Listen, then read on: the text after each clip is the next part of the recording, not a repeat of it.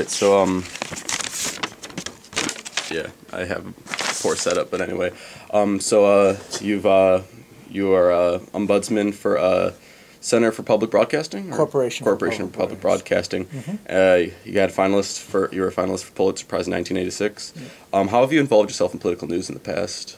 Well, I was a reporter at the Tennessean back from 79 to 86, and I covered a lot of campaigns then, including the 1980 presidential campaign. I covered Ronald Reagan then. And then I moved to Chicago Tribune, where I covered more campaigns, including Richard M. Daley's first race for mayor. Then since I've been at the Newhouse School, when I first got here in 92, I took a group of students to New Hampshire in 92, 96, and 2000 to cover the primaries those years. All right, so how did you work with various teams for those other? Well, when I was at Tennessean, correct. I mean, I did primarily investigative reporting, but during campaign seasons, everyone would cover a different candidate, so you'd kind of team up that way. In Chicago, I was one of a couple of people who covered the campaign. How did you decide what stories you would cover for the political campaigns? I mean, I think it's interesting because when you're covering local races or statewide races, it's different than when you're covering national campaigns, because in those days, at least, the local media could set the agenda more. So actually, we would get together and say, okay, maybe today we're going to do a story on education.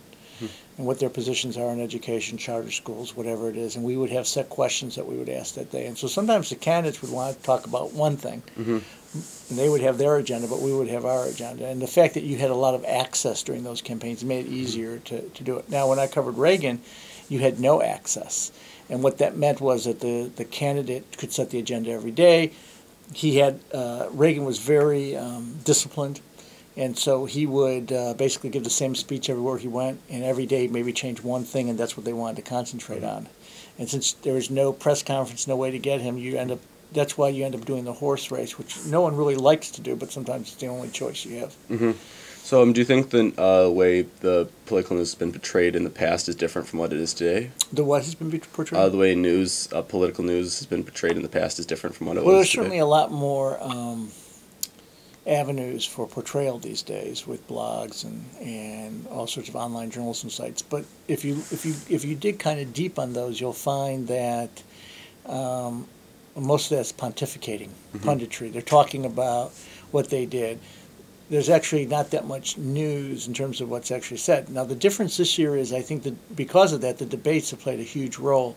That is news. Those are facts. Those are things being said. People can actually see the political process in shape. But when they go around to town hall meetings, or when they meet and greet at cafes, that stuff isn't really being covered that well.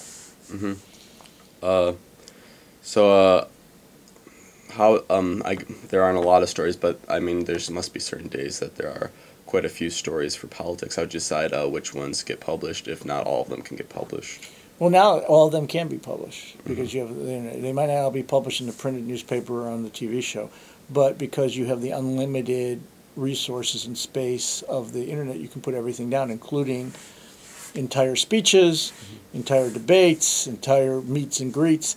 But then you exercise your news judgment and say, okay, what's the most important thing that happened that day? What's news?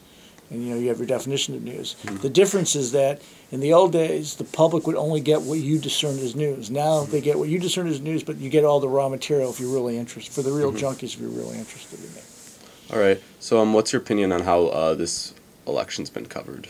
Well, you're talking about the national election. Yeah. Yeah. Well, it's still early. We haven't even started. Even the caucus, we're still more than a month away. But I do think there's been it's been actually pretty good coverage, given the fact that the journalism business is kind of in a crisis, and that there's been a lot of layoffs, both print and broadcast. I still think it's been covered really pretty well.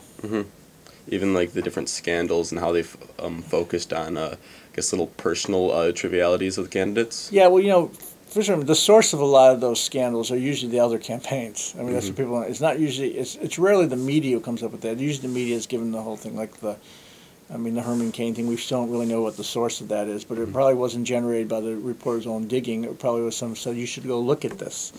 And that's what's good about campaign seasons is that it's not just the reporters digging up stuff, but each side, each campaign says, this is what I stand for, this is what my opponents stand for.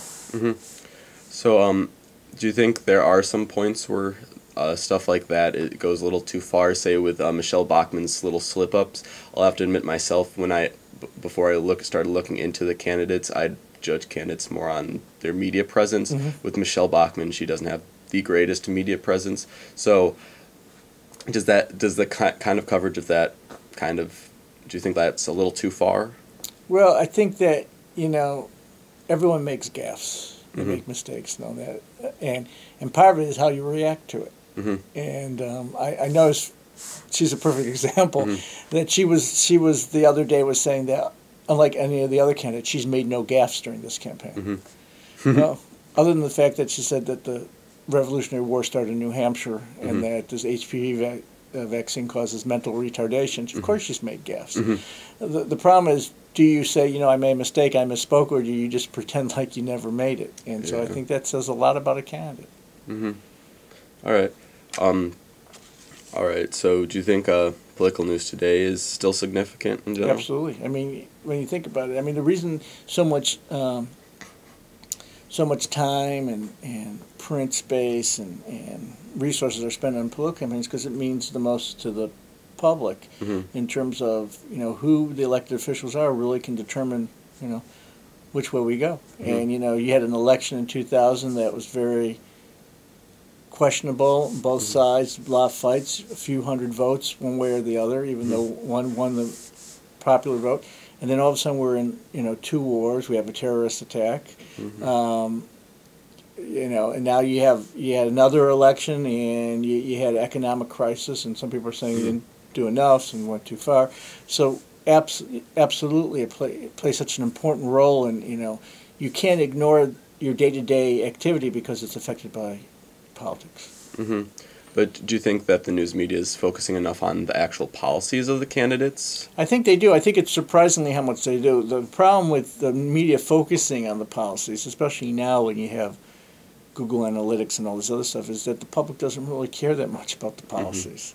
They do in a very broad sweep of things, how it affects them. But they are more, you talk about the personalities, that's what the public is more interested in. All right. And so the media has to balance the notion between, what the public wants and what the public needs. All right.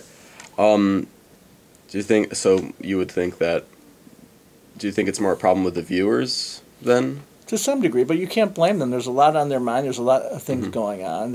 Most viewers aren't political junkies, like members of the media, like members of the political class. Some of them don't even focus until right before the election, maybe a week or two before the election. And here we are. We've been really, literally, there's been a campaign going on since a year ago after the 2010 elections. So definitely people focus more on just the personalities. Some of them don't even focus until right before the election, maybe a week or two before the election. And here we are. We've been